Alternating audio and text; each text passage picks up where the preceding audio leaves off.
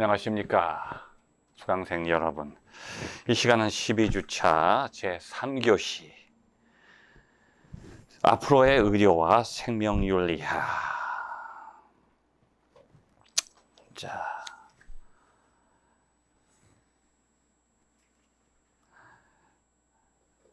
the medical care of future and futuristic medical care and bioethics. 1번. 자, 의학의 발달과 의료의 발달, 눈부신 발달이 이루어지고 있죠. 지금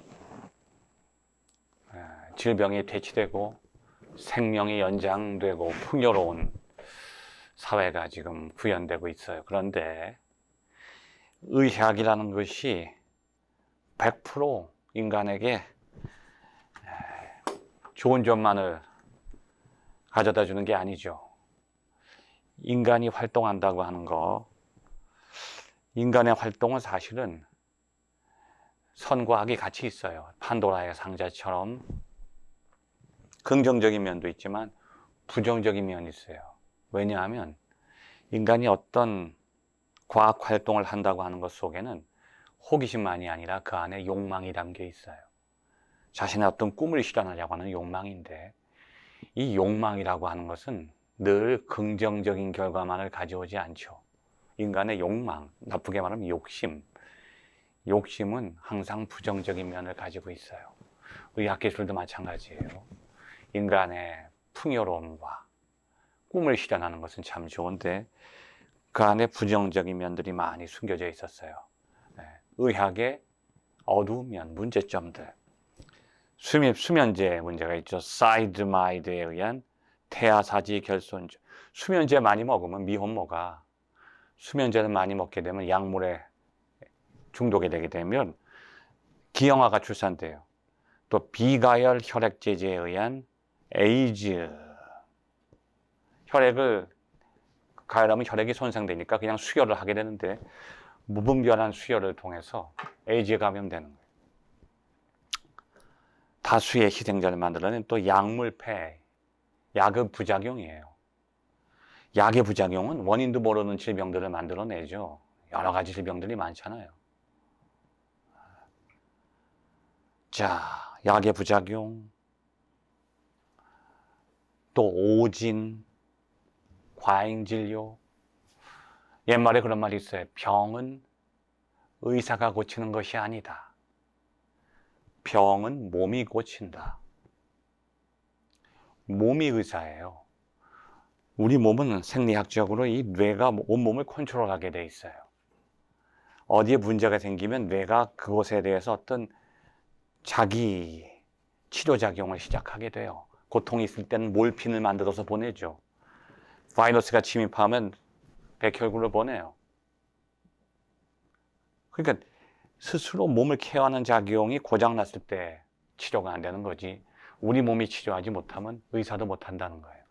의사는 다만, 의사와 약은 우리 몸이 우리를 치료하는 것을 도와주는 것뿐이지 궁극적으로는 우리 몸이 망가지면 약도 필요 없고 의사도 안 된다는 거예요. 그래서 눈부신 의학기술의 발달과 함께 그 의학기술을 비판하고 부정적으로 거부하는 움직임들이 많이 나타나는데, 그 가운데 대표적인 사람이 이반 일리치라고 하는 사람. 이 사람의 책에 Limits to Medicine, 의료의 한계, 또 다른 말은 탈병원화 사회. 우리 병원을 벗어나자, 병원을 없애자. 자, 의료기구 그 자체가 건강에 대한 위협이 되고 있다.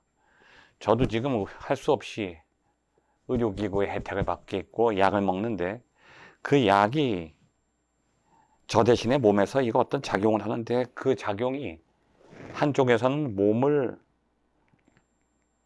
나쁘지 않게 막는 작용도 하지만 또 한쪽에서 몸을 망가뜨려요. 혈관을 강제로 확장시키고 콜레스테롤을 강제로 분해시키고, 그런 약들을 지금 제가 먹고 있어요. 근데 그렇게 되니까 한쪽에서는 심장이 더 이상 악화되지 않는데, 그것을 내 몸에서 하는 기능이기 때문에 그 내 몸에서 그 대신 기능을 못하게 막는 거예요. 나는 아무것도 하지 못하고 약에 의해서만 움직여지게 되는, 약에 의존해서 원래 내가 하던 내 몸의 기능이 점점 사라지고 있다는 것. 슬픈 거죠, 나도. 자, 그래서 이 사람의 입장에서 볼 때는 약이 몸을 고치는 게 아니라 몸을 더 망가뜨리고 있다. 많은 전염병의 경우 그 병균을 발견해서 항생물질에 의한 치료법이 개발되기 이전에 이미 환자가 감소한다는 거예요. 자, 예를 들면 결핵이 약 때문에 결핵이 퇴치되는 게 아니라 결핵은 우리의 영양 상태와 생활 환경이 좋아지면서 점점 없어지는 거예요. 이 결핵균이라고 하는 것은 우리 몸이 면역력이 강하면 금방 퇴치할 수 있어요. 근데 우리 몸이 약하니까 못 먹고 못 살 때 많이들 걸렸던 게 결핵이죠. 지금은 거의 없잖아요. 자, 그래서 진정한 의학은 우리 몸을 회복시키는, 병을 치료하고 우리 몸에 지장을 주는 데까지 가는 게 아니라 우리 몸이 스스로 병을 퇴치할 수 있도록 도와주는 약, 사실은 그런 것들이 필요한 거죠. 약이 어떤 기능을 하다 보면 우리 몸에 부정적인 영향을 준다는 거예요. 자, 그 다음에 또 여러 가지 문제가 있는데 여기 보면 사회적으로 의료 과잉 현상, 병원에 입원 안 해도 되는데 입원하라고 하고, 약을 많이 안 먹어도 되는데 항생제를 과다 투여하고, 과잉 진료가 많아져요. 건강한 사람도 환자 취급 때 여러분 병원에 한 발짝 딱 들어가면 힘이 빠지죠. 입원하는 게 아니라 환자 병문안 와서도 병원에 들어가면 괜히 기가 빠져요. 그래서 어떤 사람은 건강했는데 병원에 갔다가 이거 무슨 검사 받다 오염돼서 죽는 사람도 있고, 제 후배 어머니도 이 몸에 좀 종기가 나서 갔는데 오히려 균이 더 침입해서 감염돼서 돌아가셨어요. 혈액형을 잘못해서 수혈하다가 하는 사람도 있고. 자, 그런 병을 사회적 의존병이라고 한다. 저희 아이는 병원에 안 갔으면 건강했을 텐데 병원에 가서 오히려 로타바이러스, 분만실에서 로타바이러스 감염됐으니 이거 가서 하소연도 못하고 얘기했더니 죄송합니다, 저희 잘못입니다 하는데 이미 어떻게 바이러스에 감염됐는데. 그때 제가 많이 후회했어요. 그래서 그때부터 그 몸에 그 알레르기가 생기면서 지금까지도 고생을 하고 있는데, 자, 문화적 의존병은 의학, 의료가 고통, 상해, 죽음 등에 과도하게 개입한다. 의학이 너무 인간에게 과도하게 개입할 때 오히려 부작용이 생길 수 있다는 거죠. 자, 이런 인간의 과학기술에 대한 비판은 이미 오래전부터 1700년대부터 18세기 장자크 루소의 문명론에 나오죠. 루소는 인간 불평등 기원론, 그 책에서, 루소가 사실은 여러분 위대한 사람이에요. 루소가 없었으면 칸트가 없어요. 여러분 칸트를 위대하다고 보죠. 철학의 아버지 칸트. 근데 칸트가 빠져서 읽었던 책이 루소의 책이에요. 어떤 책이냐? 에밀. 루소의 에밀에 심취해서 그 책에서 영감을 받아서 쓴 책이 순수이성 비판, 실천이성 비판, 판단력 비판입니다. 자, 거기서 루소는 의학에 관해서도 비판했는데, 의학이 무시되는 편이 발전하는 것보다 오히려 더 건강에 도움이 된다. 자, 왜냐하면 지금 이게 우리가 지금 앓고 있는 병 중에 대부분이 다 과거에 없던 병들이 더 많아요. 문명병이에요. 문명사회에 발달된 의학이 고치든지 못 고치든지 그 원인을 보니까 문명사회가 만들어냈다는 거죠. 그래서 루소도 뭐라고 그랬냐면, 자연 상태에서 인간은 약을 거의 필요로 하지 않으며 의사는 더더욱 필요 없다. 자연 상태에서. 그래서 요즘에 뭐 자연으로 돌아가자, 뭐 TV 보면 다큐멘터리, 나는 자연인이다. 병원에서 못 고쳐서 이제 포기하고서 이제 인생을 마감하다가 마지막에 내가 산으로 가자 해서 산 속에서 생활하면서 질병을 퇴치한 사람들 이야기가 많이 나오죠. 물론 다 그런 건 아니지만, 자기가 지금 문명화된 사회 속에서 살다가 걸린 병들이 있으면 그 문명을 끊고 자연으로 돌아가서 회복되는 경우도 있다고 하는 거죠. 자, 그래서 이러한 일리치의 비판도 우리는 좀 받아들여 볼 필요가 있다는 거죠. 그래서 그 사람 책 맨 끝에 탈병원화 사회 책의 끝에 보면 이제 197페이지 나오죠. 의료의 개입이 최소한도로밖에 이루어지지 않는 세계가 가장 건강한 사회다. 그러니까 병원이 많은 게 좋은 게 아니에요. 예를 들면 이 재판소가 많은 게 좋은 게 아니에요. 법원이 많은 게 좋은 게 아니에요. 구치소가 많은 게 좋은 게 아니에요. 죄인이 많다는 얘기예요. 죄수가 많으면 구치소가 많고 법이 발달해요. 여러분, 세계에서 가장 법이 발달한 나라가 어딜까요? 독일이에요. 근데 세계에서 가장 야만적인 나라가 어디예요? 독일이에요. 그만큼 사람들이 비도덕적이에요. 미안합니다. 이런 얘기해서 그렇지만 굉장히 좀 야만적인 성격이 있어요. 그러니까 불법행위, 탈법행위가 많으니까 법이 필요한 거예요. 불법이 없으면 법이 필요 없죠. 그러니까 병원이 많다는 것은 병자가 많다는 얘기예요. 자, 그래서 건강한 사람이란 건강한 집에 살고 건강한 식사를 하는 사람이다. 건강한 사람은 출산, 성장, 노동, 치료, 죽음 그 어느 것에도 잘 대응할 수 있는 환경 속에 건강한 가정에서 생활하는 사람인 것이다. 그들을 뒷받침해 줄 수 있는 것은 결혼, 출산, 인간 조건의 공유, 죽음 그 모든 것에 대해서 관료적 간섭을 필요도 하지 않는 문화. 그 개인의 삶에 간섭하지 않는 사회가 건강한 사회라는 거예요. 그 병원도 개인에게 너무 간섭할 수 있다는 거죠. 자, 어느 정도 의료를 최소한도 개입이라 할지는 모르지만 이러한 견해가 그의 의원병론의 귀결이며 설득력도 있어 보인다는 거죠. 자, 그래서 자신에게 맞는 의료를 선택하는 그것이 존중돼야 된다는 거예요. 의료를 거부할 수 있는 사회, 그 사회가 건강한 사회라는 거죠. 자, 그러기 위해서는 그게 저절로 그냥 이렇게 되는 게 아니라 탄탄한 의료 복지 시스템이 있어야 되죠. 그래서 198페이지 보면 의료 복지 정책이 정착이 돼야 된다는 것입니다. 의료 정책, 의료 자원을 분배하고 사회적으로 그런 하나의 복지 정책을 추구하는 것, 이것이 제도적으로 필요하고, 그 다음에 의료보험제도. 병원이 많아서 좋은 건 아니지만 병원은 있어야 돼요. 근데 병원이 너무 적어도 안 돼. 그리고 개인들이 그 병원에 가는 것에 대해서 경제적인 부담을 가지면 안 돼. 그러기 위해서 존재하는 것이 보험제도죠. 공적 의료보험제도를 잘 만들어 나가야 된다는 거예요. 그래서 지금 대한민국은 국민의료보험이 잘 돼 있죠. 거의 선진화돼 있어요. 근데 지금 미국에서 지금 이 코로나 확진자도 많아지고 사망자가 많은 이유가 뭐냐? 미국은 의료보험이 없어요. 이게 참 희한한 거죠.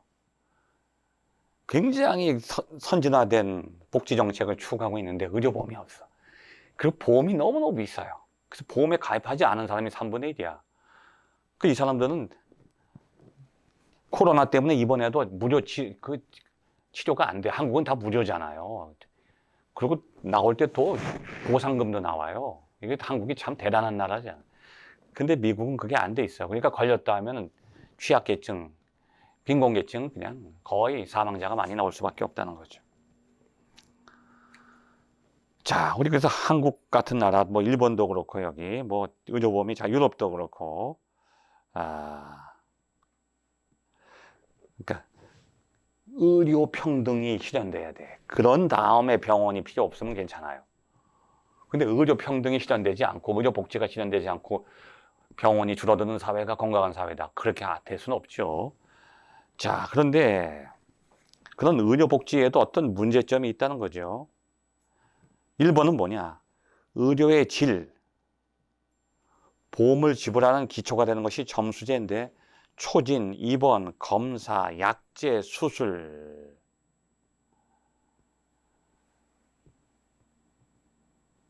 그러니까 의료의 질이 의료보험제도가 정착되면 의료비가 평준화되면서 의료의 질이 좀 떨어질 수 있다는 거죠. 두 번째는 뭐냐? 의료비 증가와 함께 보험 재정의 압박. 결국은 보험 재정이 압박돼서 보험료가 상승될 수 있는 그런 문제들도 좀 그 안에 존재할 수 있다는 거죠. 왜냐하면 지금 우리 사회가 어떤 사회인가 하면 의료 서비스를 위해서 돈을 지불하는 사람보다 의료 서비스를 혜택을 받는 사람이 점점 많아지고 있어. 마치 이 사회가 생산하는 인구보다 소비하는 인구가 더 많았다가는 사회가 결국은 무너지게 되는 것과 마찬가지예요. 평형을 이루어야 되는데 여기 201페이지처럼 고령화, 초고령화. 지금 우리 평균 연령이 급속도로 기하급수적으로 올라가는데 앞으로 10년 안에 아마 80이 넘을 것 같아. 근데 아까도 제가 차를 갖고 나가 보니까 지금 태어나는 아이들, 지금 2020년대에 태어나는 아이들은 평균 수명이 150세까지 될 수 있다는 거예요. 그럼 이게 사람들이 죽지 않고 생존하는 초고령화 사회가 되면 이게 의료비를 지불하는 사람보다 의료 서비스를 받는 사람이 더 많아진다는 거죠. 아주 심각한 문제가 또 나타날 수도 있다는 거예요. 자, 이제 그 다음에 앞으로 이제 우리가 앞으로의 의료 윤리와 앞으로의 의학에 있어서 엄청난 암초가 될 수 있는 게 뭐냐면 환경 문제예요. 환경 문제. 생명윤리학과 환경 문제.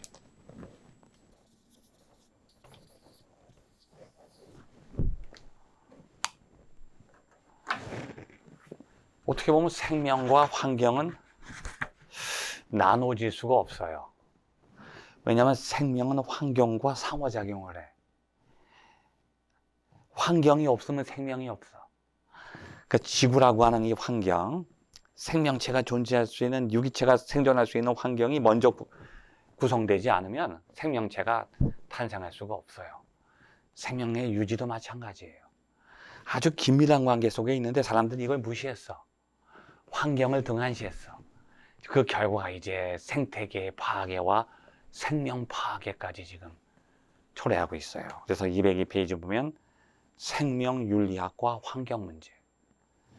이제 우리가 생명윤리학이 생명만을 다뤄서는 안 된다. 환경에 관심을 가져야 돼. 자, 202페이지 중간 환경 문제의 다양성. 의학을 비판했던 의료 서비스를 비판했던 일리치의 경우 의학 의료의 발달, 특히 고도 의료나 첨단 치료에 대한 반발이 강했어요. 생식기술, 뇌사, 장기이식 이런 것은 아주 최첨단의 의학 의료 기술이죠.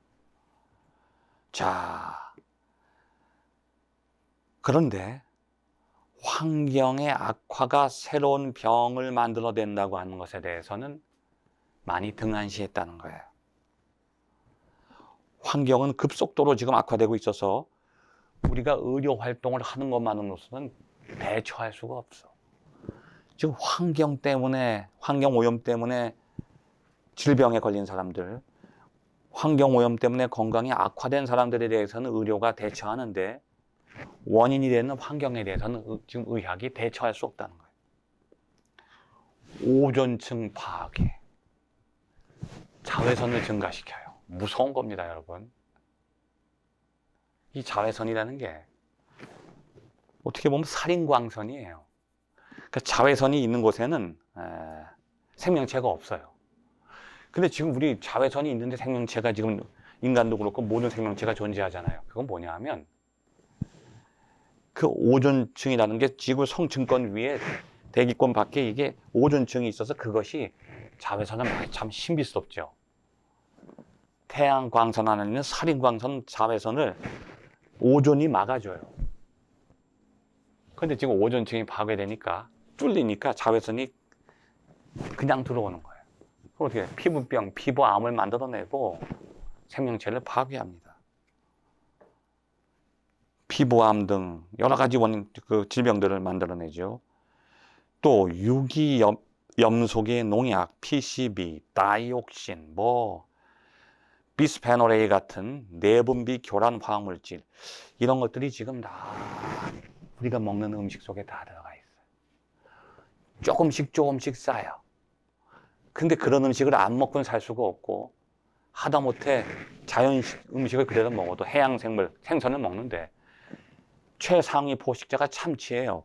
플랑크톤, 작은 생선, 큰 생선 쭉 하다 참치가 그걸 다 먹으면 우리가 먹는 참치 통조림, 그 튜나, 참치 통조림 캔 속에 이것들이 밑에서부터 올라와서 다 쌓여버리는 거야. 마지막 숙주니까. 이게 내분비 교란을 일으켜요. 우리 몸에 이상한 환경 호르몬이 되는 거예요. 이것 때문에 생긴 질병들이 얼마나 많은지 몰라요. 우리가 쓰고 남은 이 플라스틱 같은 거, 이게 아주 눈에 보이지 않게 미세먼지처럼 더 무섭게 미세 플라스틱이 돼가지고 토양 속에 들어가고 해양수 속에 들어가서요, 바닷물 속에 그 미세 플라스틱이 얼마나 많은지 몰라. 그게 생선에 들어가고 동물에 들어가고 우리가 그걸 먹어서 우리 몸에 지금 쌓이고 있어요. 결국은 환경오염이 인간 생명에 치명적인 영향을 준다고 하는 것을 생명과학이 알고 생명과학이 그 부분에 대해서 연구를 해야 돼. 병을 치료하는 건 너무 늦어요. 원인을 해결해 줘야 된단 말이에요. 자, 이를테면 다이옥신은 가정에서 배출하는 쓰레기, 산업 폐기물을 또 태울 때 발생해요. 이것이 음식물이나 대기를 통해서 우리 몸에 들어가면 지방에 들어가요. 지방 속에 축적돼서 발암성, 면역 독성을 일으켜요. 심각한 문제입니다. 그리고 일단 우리 몸에 들어가면 안 나가요. 배설이 안 돼. 그래서 우리가 생명과학이 병을 치료하기 전에 이런 것들, 이런 독성 물질, 환경 호르몬을 우리 몸에서 어떻게 배출할 수 있을까? 이걸 연구해야 된단 말이에요. 생명과학의 과제예요. 이게 아주 중요한 과제죠. 다이옥신만이 문제라면 괜찮은데 이거 외에도 엄청나게 많은 문제점들이, 환경오염 물질들이 우리 몸에 들어오고 있다는 거죠. 에이즈, 또 에볼라 열병, 이거 다 아프리카에서 발생하는데요. 그냥 발생하는 게 아니에요. 아프리카에서 환경변화 때문에 일어나는 병들이, 에이즈도 환경변화예요. 인간이 가만히 욕심 부리지 말고 그냥 좀 편안하지 않더라도, 좀 힘들더라도 고생하면서 자기가 먹을 만큼 먹으면 건강하게 살 수 있는데 너무 욕심 부린 거야. 환경을 파괴하면서까지 자기가 욕심을 부리니까 그 결과가 자기에게 돌아오는 거예요. 아프리카를 개발하고 밀림 오지까지 다 불태워버리면서 인간이 거기까지 들어가요.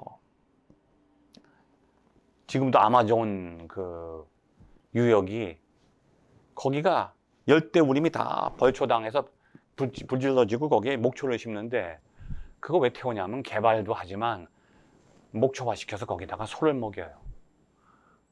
왜 소를 먹이냐? 맥도날드에서 소를 키우는 거예요. 그러면 그 소를 누가 먹느냐? 우리가 먹어요. 우리가 햄버거 먹기 위해서 아마존을 다 없애버리면요, 산소가, 지구상의 산소의 3분의 1이 아마존에서 나오는데, 햄버거 하나 더 먹다가 산소가 없어서 숨 막혀 죽는 거예요. 이거 좀 심각한 얘기죠. 제가 좀 과장은 했지만 편안하게 햄버거 하나 먹다가 숨이 막히는 거예요.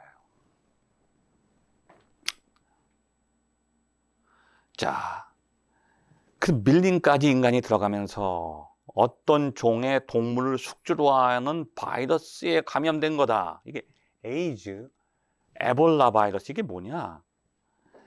인간이 밀림까지 뚫고 들어오면서 거기서 어떤 바이러스가, 동물 속에 머물러 있던 바이러스가 인간에게 들어왔다는 거예요.